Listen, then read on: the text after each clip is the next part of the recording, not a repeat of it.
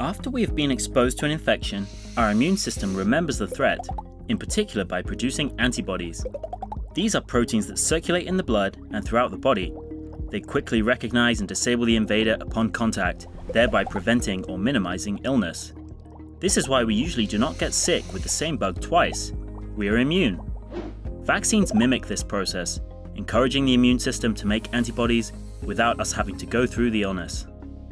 Some of the leading SARS-CoV-2 vaccine candidates are mRNA vaccines, based on incorporating the genetic blueprint for the key spike protein on the virus surface into a formula that, when injected into humans, instructs our own cells to make the spike protein. In turn, the body then makes antibodies against the spike protein, and they protect us against viral infection.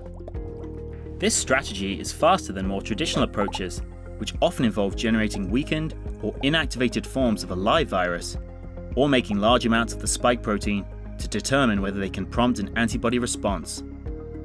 Once a potential vaccine is discovered, a number of checkpoints exist before it can be administered to people. First are preclinical tests, which involve experiments in a laboratory and with animals. Scientists must ensure the vaccine candidate is not only effective, but also safe. For example, an antibody response to an imperfect vaccine could, under extremely rare circumstances, end up increasing the danger of becoming infected. When the potential vaccine achieves the necessary preclinical results, clinical trials can begin in a small group of people. As the vaccine candidate advances, it is tested on increasing numbers of people, with scientists and doctors closely monitoring safety, efficacy, and dosing.